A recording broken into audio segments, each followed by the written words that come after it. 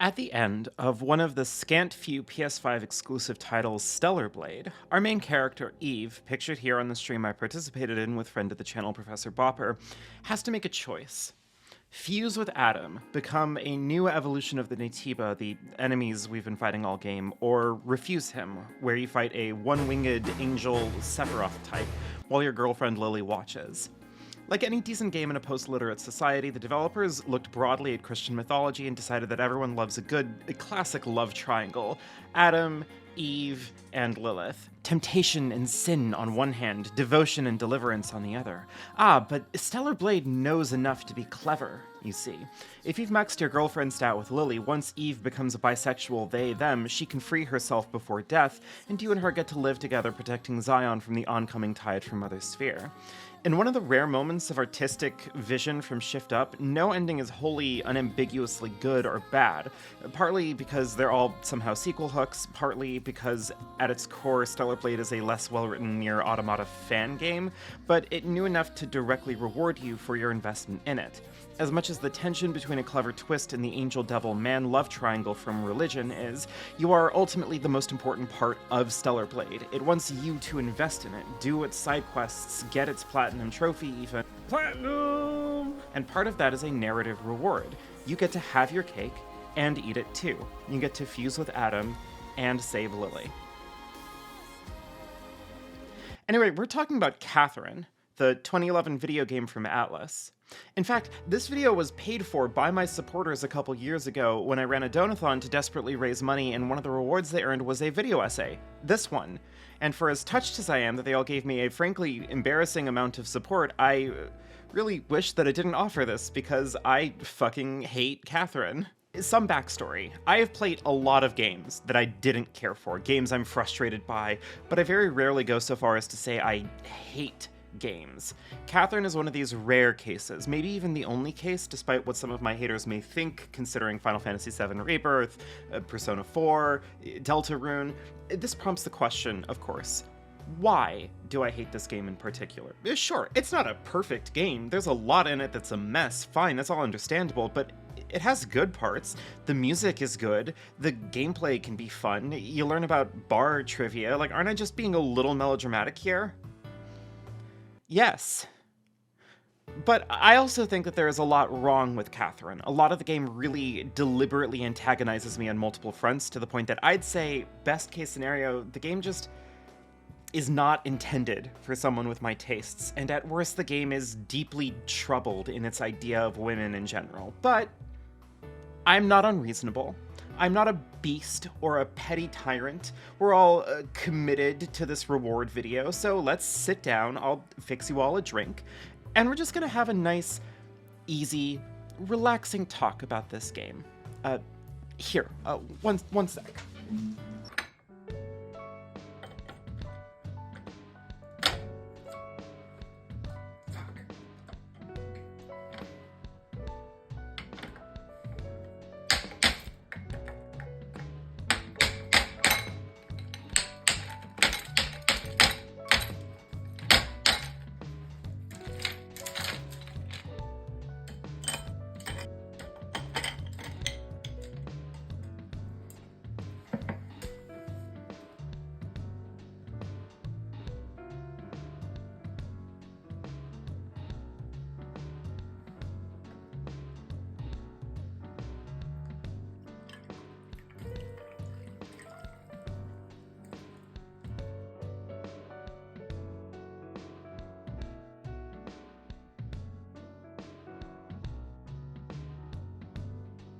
I want to be kind here, because I have a good amount of folks in my life who are fans of some capacity of Catherine, and I don't want you to feel like I'm just coming for you all. I can concede that there are things to like about this game. The aesthetics are predictably strong for Atlas, especially considering that this game is basically a tech demo for the engine they would go on to build Persona 5 in. The game delights in a ton of Catholic imagery: sheep, goats, heaven, confessional booths, the angelic Rin in full body. The game is speaking in big, bold, Jordan Peterson suit-style languages, and that's not necessarily a bad thing for this game. There is something kind of pleasant in the tone of the piece, shifting from these grandiose horror set pieces to these quieter scenes at the bar, wandering around, getting drunk, playing a bad arcade game version of the main game, talking to people. All of this is further complemented by the really elegant score, moving from its classical bombast into these moody little pieces, lush, alluring, but vaguely sinister. It can spin a really clever vision of itself in these ways. A lot of the dialogue in the bar scenes can feel very natural, if at times kind of excruciating, and it pairs very nicely with these same awful men speaking so nervously, so vulnerably about their own shortcomings, insecurities, infidelities, and the nightmare. The other big selling point are the puzzle stages, and here's where I may be at my weakest. Before you is footage of me playing Bean and Nothingness, a game I heard was pretty good. I am not great at puzzle games. I'm not great at puzzle games when I have nothing but time to figure out how to do things. Catherine requires that you be at least passably good at puzzle games under duress. Before you now is footage of me struggling to beat Day 6 on normal mode. I am not going to sit here and pretend that my inability to be good at Catherine on a difficulty above easy mode factors into my personal distaste of the game. It very much is not the case. I can understand and respect that people like the puzzle game. I even conceptually really liked that for a time Catherine had a goddamn competitive scene. Like, that's all good. None of my anger comes directed at the puzzle game parts. My particular resentment runs deeper, and I think clocking in at 2 kind of rambly paragraphs. That's about all I have to say about Catherine that I liked.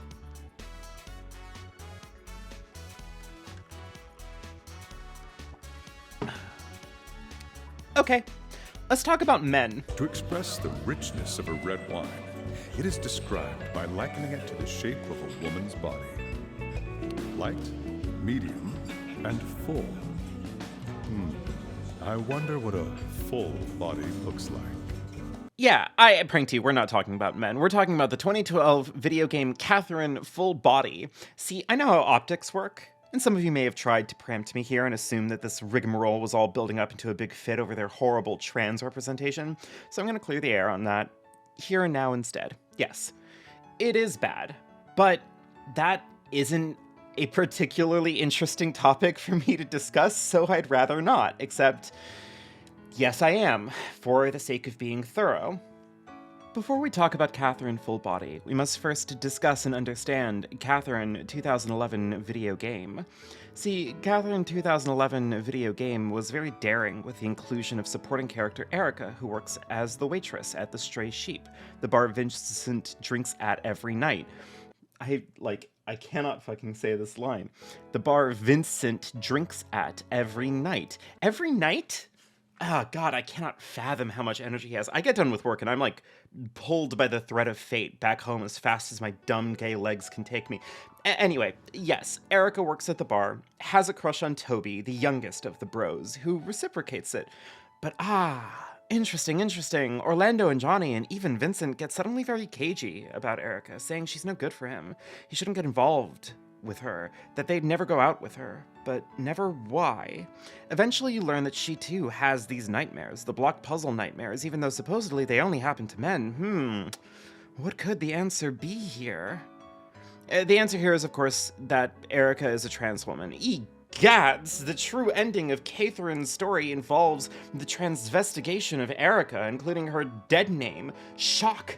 It's the kind of situation that would predictably draw my ire, especially back in the mid-2010s when I had freshly come out, and respectfully, to all the baby trans folks in my audience, hi, remember that you shouldn't go to sleep in bras, but when you're early on in the process, you're kind of a raw nerve, right?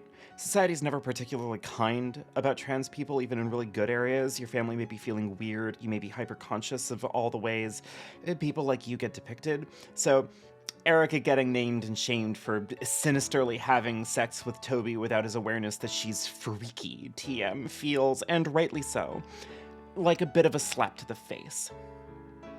Anyway, Catherine Full Body arrives with a new Catherine, nicknamed Rin, who is a trans woman, as discovered by Vincent inadvertently seeing her naked.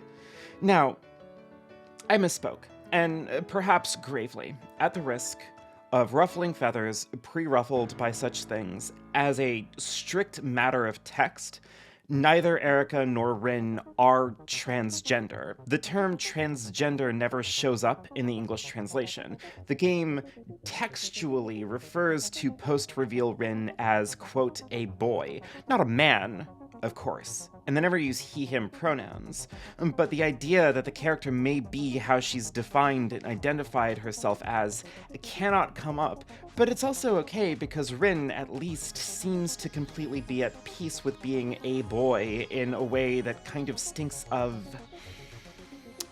Oh, what's that aroma? Oh, right, fucking cowardice.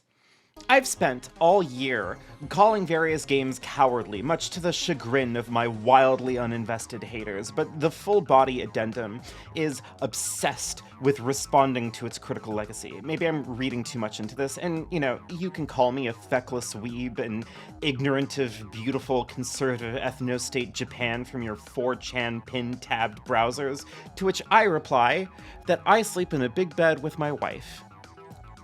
The bed may be a twin bed, and my wife is my amicus plush, but this ain't about my skill issue. Anyway, the point is that the game is very much at odds with its own text. When Erica has designs on Toby, the bro gang all try to ward him away from pursuing her, but will never speak up as to why, with the implication that Johnny, Orlando, and even Vincent know that it's rude to out Erica like this, that they know that it's kind of rude to do so, but they're also very much aware of what she is, and that it is bad, apparently, to let these two adults do as they please. That the game has a perspective on sex acts and gender presentations that go beyond the pale of plausible heterosexual practice is pretty undeniable. So when Rin shows up and Erica leads a conversation with the boys about same-sex relationships and how following your heart is good, and when Vincent professes his love for Rin to the boys, and the general vibe in response to these is generic support. Your boys are fine with you falling in love with a boy. It's just fine. Vincent gets to ascend as based bisexual icon, and in the true ending makes everyone's lives better. Johnny finds true love, and Toby and Erica stay together, and no one ever mentions Erica's gender for the rest of the entire story. It's a storyline that wants to pull away from any of its more troubling elements from the past. Everything is better. Love wins. Sure, Rin is a boy, and it's weird because Rin's age is brought up pretty early on. She has this, like, bizarre, angelic purity to her, sweet, naive, youthful, innocent boy. It's totally fine. And even that she ultimately is a gestalt consciousness of a ton of smaller little alien creatures is kind of just a hilarious cap on the whole thing. You thought it was weird that she's gender sick, but also aliens. If I'm being pithy about the trans representation in Catherine Full Body, it is because ultimately the game's portrayal of these two characters is bad, but kind of uninteresting. For whatever bizarre reason people want to speculate on the alternative Catherine ending and whether or not the game's implying that Erica would be happier never transitioning, the game ultimately wants to create the image of being more mature, more thoughtful about queer stuff, and as a result, a lot of the rehashing on these characters is relatively toothless. Rin is in love with Vincent because he's nice, and he sees people for who they are, and he loves Rin because she makes him feel good in a vague sort of way. For as bold as they are, as much as they want the money shot of Vincent losing his shit over seeing a naked Rin, seeing the forbidden Pinot, they also make any other subsequent interaction with her as pristine as possible. Catherine amicably breaks up with Vincent. Catherine is a boss fight and then exunts from the story as normal. The game wants to present itself as having grown, but it's just tired, isn't it? Take, for example, Erica from the base storylines. She's a fun character, and while her trans stuff is bad, unequivocally bad, it stems from the kind of shameless refusal to understand the subject the writers have dove headfirst into. She's manipulative of poor, sweet, innocent Toby because she doesn't disclose that she's a freak, but the game has a kind of affection for the bad guy here, so Erica as a result is kind of fun and interesting to talk to in a way that makes any conversation about her as a piece of representation frustrating. It's bad. I cannot overstate that it's bad, but sometimes bad art can be interesting. In contrast, the game is so terrified of being harmful that Rin is untouchable. She's just pure, sweet, okay with being misgendered because it's easier to make a pure innocent you want to protect. Look, I'm sorry, everyone. I didn't want to dive into this stuff so early, but I just don't like talking about the trans stuff in this game because it kind of bores me. It feels like a shadow of a former self who once felt really genuinely upset over how Erica was treated back in 2011, but for how bad the representation is, talking about it is kind of a cul-de-sac.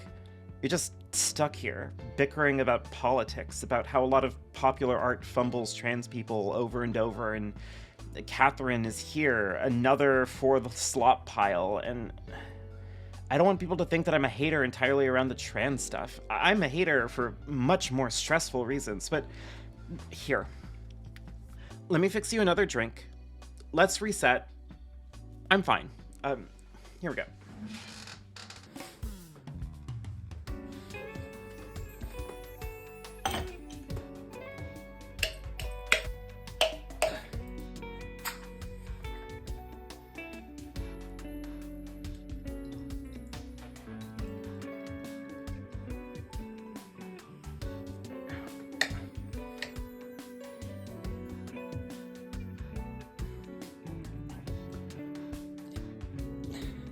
It's fine.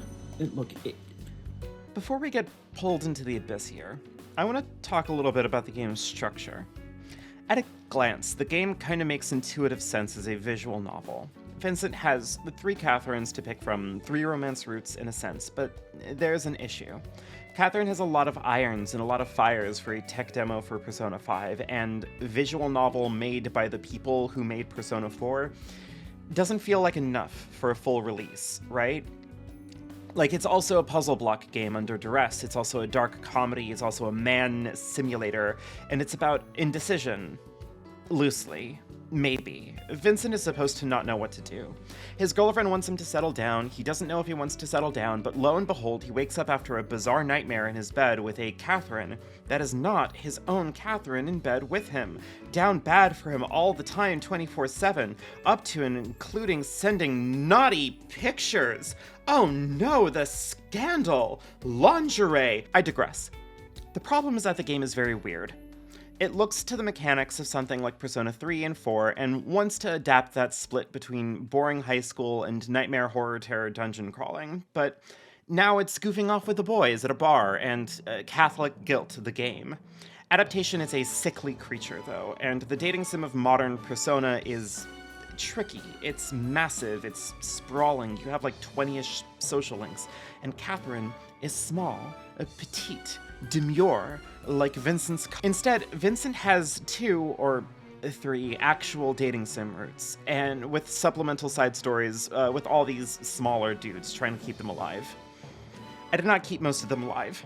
Now, the thing about visual novels, kind of the bread and butter of dating sims specifically from my limited knowledge, whatever, I know, kill me, Your Honor, but if you have a dating sim, the kind of point is to make motivated choices to engage directly with the character you want to pursue, like an Echo, or, Hustle Cat, Lady Killer in a Bind, Nekojishi? Anyway, here's the problem. Vincent is textually not a motivated person.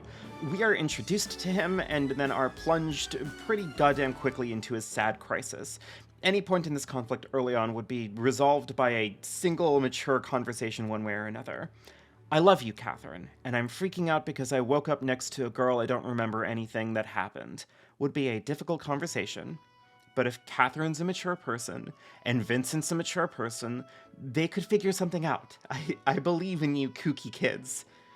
I'm in love with someone else, I'm sorry, would also be a difficult conversation, but one that Catherine shouldn't reasonably be able to refuse without being, a freak about it. But the game would collapse on the spot. It's not written to be a game that's about motivated action, so Vincent has to just sit there and deal with his shit by avoiding it over and over, answer emails like a monster, answering questions from your guy pals, and enduring the terrors. So the first 6-ish days of Catherine play out the same no matter what. If you've gone into the game knowing exactly who you're going to be picking, then the game becomes exhausting because you've made this choice and Vincent's internal monologue is kind of on your side of things, but nothing gets to happen. He just refuses to budge on this issue in a move that would be bold and interesting, but also just feels like they have too many puzzle stages relative to the trajectory of the plot. Everything slowly ramps up, whines and whines. The whole idea of making him make this worse on himself through his inaction kind of works, but it doesn't work neatly as a visual novel. But it's not a visual novel, it's a puzzle game, but it's a puzzle game about the inner moral choices of an indecisive man, reflected by his personal schism betwixt 2 or 3 Catherines, which you can choose from, but not until you spend several hours just sitting on your hands and playing goddamn Rapunzel. But it's a dark comedy, it's wacky, it's funny, but it's also mature, it's sophisticated. Here's Midnight Venus telling you that the game has themes. Did you happen to notice the various conflicts that this game's masterful creators placed at its core? I am getting angry and maybe tipsy. I need a moment. Bopper, take it from here. I'm gonna go make another drink.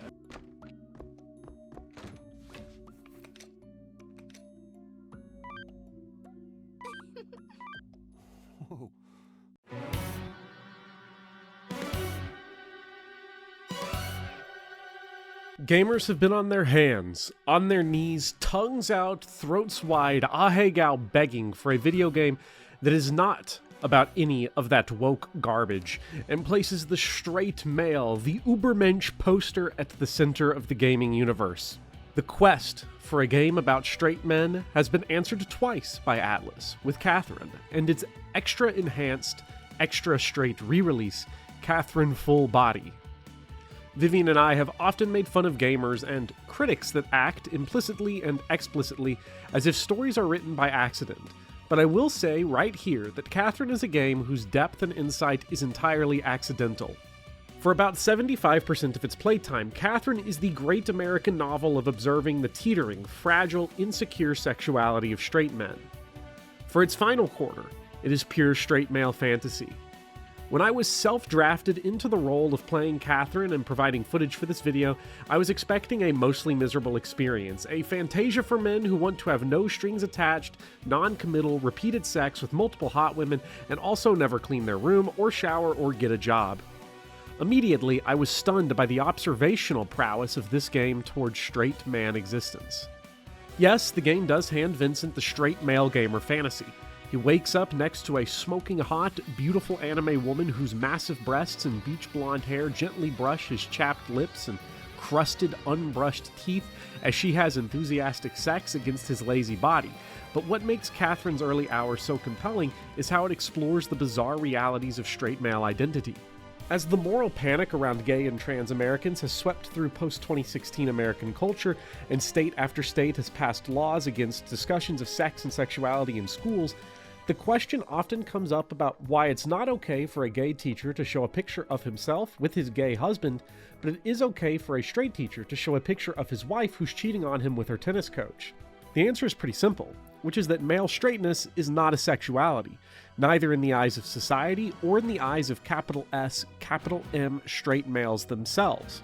The ideology of straight maleness is one of social performance reinforcing that the true alpha straight male is not a freak or a deviant or even horny.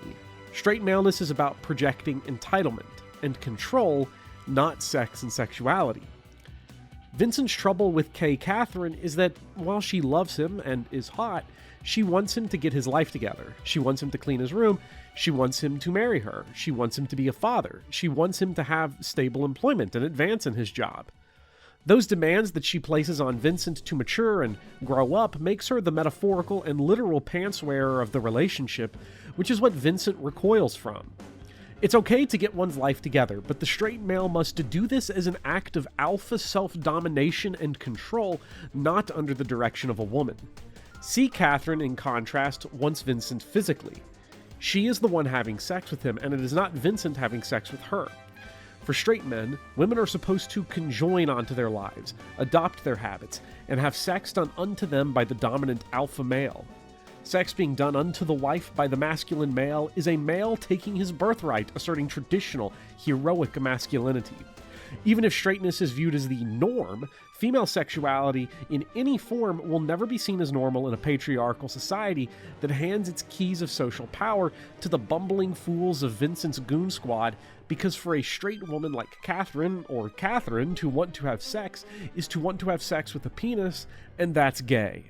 In most of his conversations with his straight male friends, especially Orlando, the dialogue is a constant stream of straight men posturing.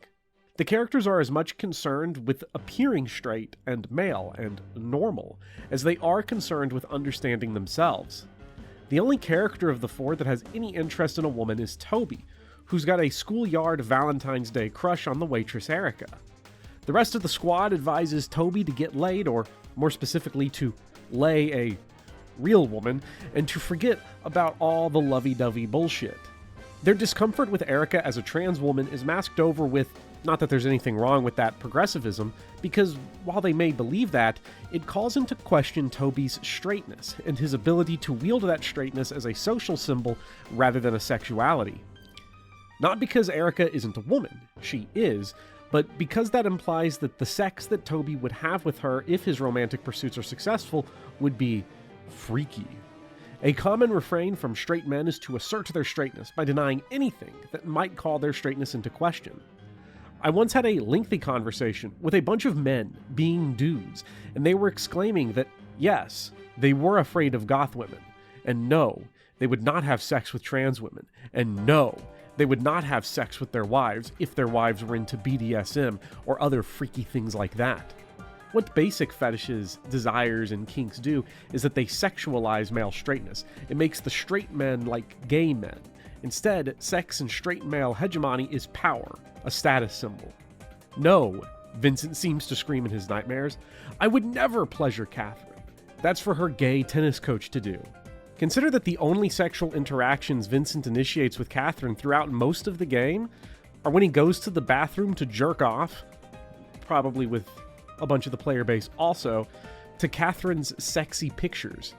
While some of them are freaky, the picture form allows Vincent to objectify Catherine quite literally as an object strictly for his quick pleasure, in a context where he doesn't have to worry about the female orgasm, and clicks away from the photo, throwing her out like the object she is. Catherine is, for its first 75%, deeply concerned with this self-destructive insecurity. Vincent and co. want to de-sexify themselves by assuring each other that they have sex with women who are hot, and that gives them alpha male powers. Toby is the baby of the group, not only because his sex with Erica that they imagine in their heads would be freaky, but because he expresses interest in getting to know her and wooing her by appealing to her likes and interests and personality. That Toby wants a sexual relationship founded on mutual interest and pleasure violates the anti-sexuality of male straightness. And anti-sexuality is important because the late-game twist that breaks the game almost elevates it. The reveal that Catherine isn't real, for a brief moment, reflects the way that an obsessive adherence to socially approved straightness can cause men to self-destruct. He nearly ruins his entire relationship with Kay Catherine over a figment of his imagination. Catherine is worth throwing out because what if a blonde with massive tits wants to have a lot of sex with me just because? If I am a true man, Vincent internalizes from the internet forums that refer to women as females, then a blonde female would be banging me every night without me knowing her name or knowing her interests or engaging with her life, unlike Catherine, who is such a bitch. The killer for Catherine is that the game's obsessive drive to document the self-annihilation of the straight man into a bag of uninteresting slime is that it's ultimately a straight game, complete with he, him pronouns. Yes, I hate to break it to the gamers, but Catherine has pronouns. The game's observational treasures are undone by its autobiographical wish fulfillment.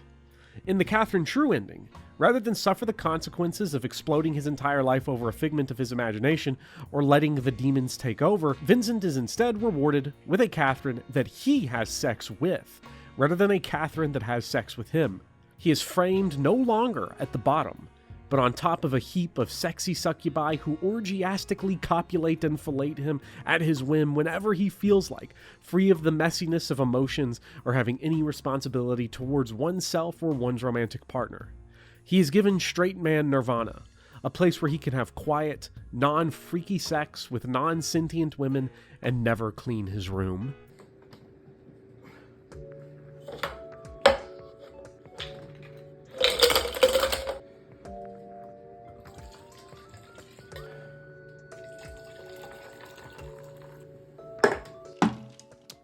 Bopper has done me the greatest service known to mankind by playing through the Catherine path for footage, the C. Catherine path, which you've been watching, and to opine about how Catherine works for straight men. Neither of us are straight men, though, but I'm trying. If you know a straight man, please let me know. No, there's something deeper at the heart of this game, something I've been avoiding, something I don't want to participate in because the game has a kind of meta friction that I struggle with a lot. See, Catherine is actually pretty deep. Yes, it's a dark comedy. We're not supposed to take it seriously, but it's also kind of deep, if you think about it. The loading screens have these fancy quotes about people saying dumb, shitty things about marriage because blah, blah, blah, blah, blah, blah, old ball and chain. Am I right, boys? And like, if you really think about it, it's not really a game about women. You know, women, like, okay, they're fine.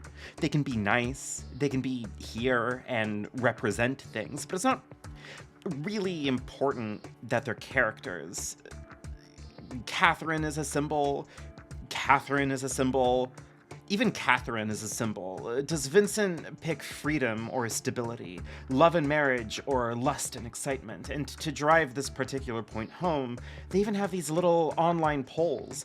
Look at how men reply to this. This says something about society, I'm sure.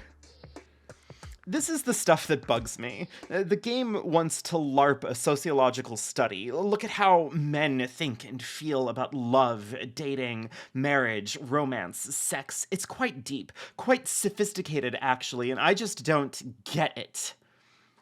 I'm giving you this time to make fun of me for not getting it.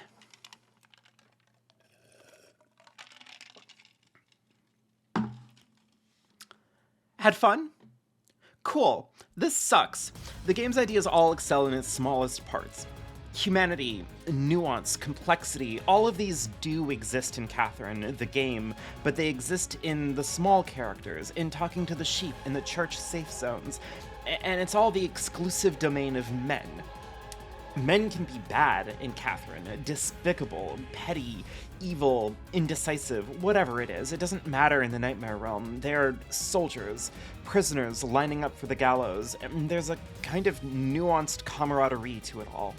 It's the best bits of writing, outside of Bopper's points about the desperate double life of a straight man culture prison or whatever. But Catherine, C, K, Q, otherwise, even Erica doesn't get to have this kind of depth to them.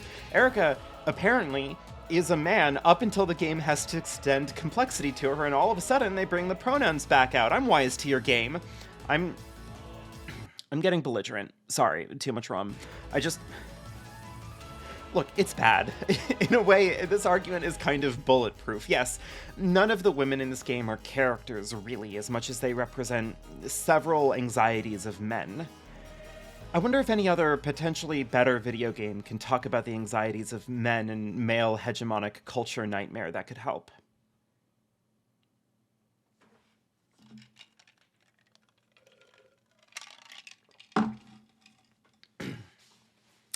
Travis Touchdown is the main character of No More Heroes, as well as other Knows More's hero, and in it he is a rad assassin with a legally distinct lightsaber that kills over-the-top wacky characters. Look at him kill things. Look at him fight his sister. Look at him lust after Sylvia according to the cinematography. Look at him mow the lawn. Oh yeah, see, the real point of this game is that Travis's life kind of sucks, but you never know by asking the man himself. Everything he does is the same dynamic panache of his murder sequences. His place is rad. Look at his poster. Moe. Look at his fridge.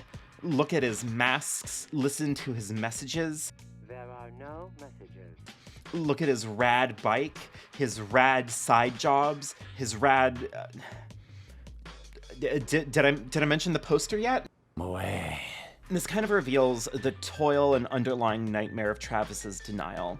He believes he lives an idealized version of his life, so much so that real things happen all around him, and he cannot even respond like a real person to it. The truth about Sylvia is revealed, and he just does not want to recognize it so much that he just doesn't. It doesn't happen. He fights his long-lost sister after a wacky meta-barb at their tragic backstory because the game doesn't care, and Travis doesn't care. It's a fight, a boss battle, kind of the final one. It's just supposed to be what it is, and that mindset is the prevailing element in a lot of this kind of culture. Like, the more I've dug through this whole straight male thing, the less I understand it. I've made, before us all, an unholy triptych in a horrible effort to try and understand straight men. Please take a moment to appreciate my unholy triptych in a horrible effort to try and understand straight men. But the one thing I've really sunk into, the core of this, is that straight male identity, as it's discussed as a piece of culture or whatever, has very little in the way of practical application. It is not a way to behave, act, dress, treat other people as a means to express and connect to the idea of wanting to be intimate with a woman. It's a culture that's made to police itself. Travis cannot have an emotional connection to women, sure, that's basic straight guy BS 101, but he also can't have an emotional connection to anything. He gets emotional over exactly two things: the death of his teacher, and this guy, I'm drunk and I forgot his name, it doesn't matter, stealing his kill. Fucking Snatcher! I had him! Even in this, the teacher's death is dealt with appropriate movie protagonist gravitas. Travis can never give up his persona, his assumed role as a powerful, cool, unemotional except when it's manly, hating clingy women because it's manly, being into women's bodies but not in a gay way, drinking beer, eating pizza, but it just never, ever can mean something to him. It's kind of compelling seeing it manifest like this. The game carries on with this energy too, utterly and eagerly validating Travis's dumb man-child mindset. The UI, the presentation, all of it runs pretty uniform. Everything is rad, a cool video game mechanic. Look at you go, grinding the same bus fight to raise a bunch of money because you just had to get your master's katana weapon even though you're playing on easy mode. What were we talking about? Catherine. Fuck. I don't want to do this. But fine, okay. The issue with Catherine is that it cannot commit to this. Everything has set the game up for this obvious pitch. These men have formed a close-knit, bizarre code of masculinity that's myopic and destructive, and that Catherine's ending just undoes that, is, as Bopper said, kind of the death strike on this game. But it doesn't stop there. Every ending in Catherine fundamentally cannot bear the thing it should obviously be about. Masculinity, straight, egocentric masculinity, is a prison, but Vincent can just walk out of it by sending enough emails, or he just doesn't, and becomes the king of hell and fucks on Catherine's dad with an anime harem.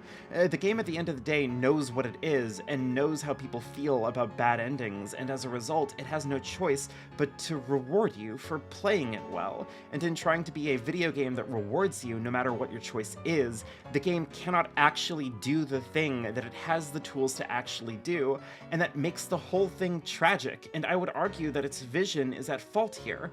The idea that the game is deep, it has themes, pronouns, it's a dark comedy, it's whimsical fun, but it's also sophisticated, it's deep, it pulls the audience because it's sociology also, so like, okay, you can't tip the scales mechanically, right? There has to be suitable incentive to make either choice reasonable, or else your study is bad, but that's such bullshit, it's such bullshit that I cannot bear to even consider this line of thought.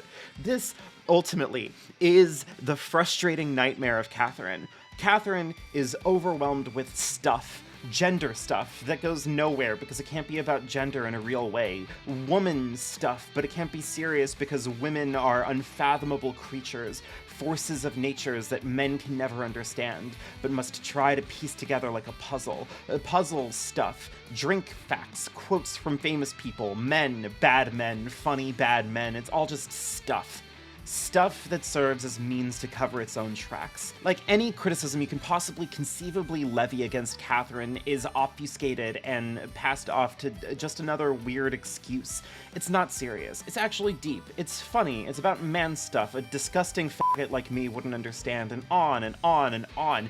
Any criticism just slides off its back because maybe the game's actually just trying to represent transphobia. Maybe the game's just trying to evoke the feeling of men who are uncomfortable with women. Maybe the game's just trying to ask big questions about freedom and stability, about growing old. Maybe the game's just good because we've all decided that it must be because it has imagery and it's about hot girls. It's just brutal, exhausting.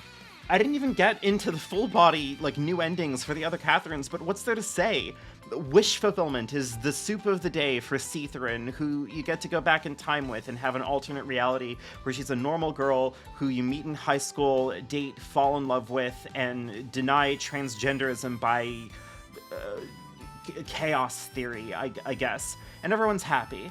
Catherine's new ending is the personal 9/11 of a couple of my friends, where they give the hot girl a hot girl makeover, and it made me lose my mind publicly on Twitter. Awesome. Love the Everything website. What is there to say, ultimately, about Catherine at this point? At the very bitter end of any criticism of art is a person's personal taste, their opinions about the art itself. You can have training, think a lot about it, reference metrics, frameworks, ideas. You can build an entire plausible, reasonable structure around justifying why it is that you have the weird opinion you have about art that you can, but at the end of the day, it is just your view on things. I hate this. It's not wrong, but I hate it, because I think I, and a lot of people, if I may be so bold, do not want to sit with the kind of flimsy idea that opinions don't have the kind of robust, manly position that facts do. Opinions are kind of gay, if you think about it. But that is our curse. No matter how you want to justify how wrong I am, I cannot help but point directly to my own personal distaste for this game.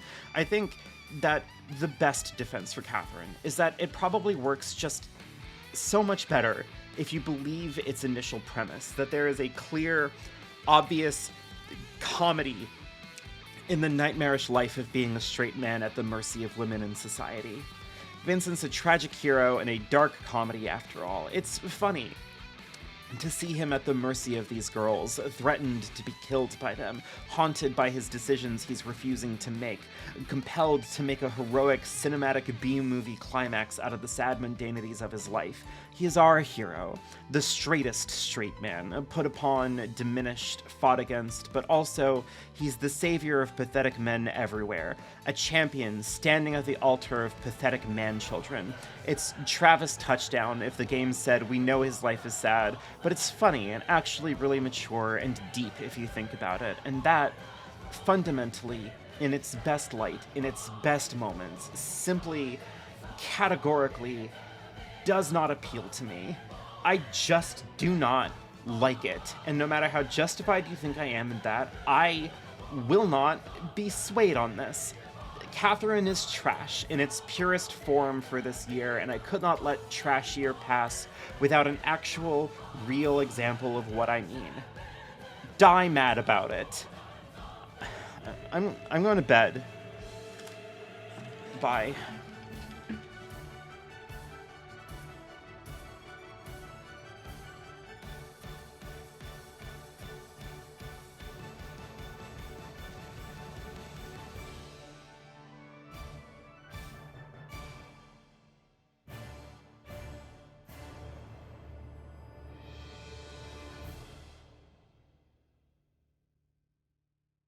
Wait, I forgot to mention the freedom endings. They're uninteresting. Okay, goodbye.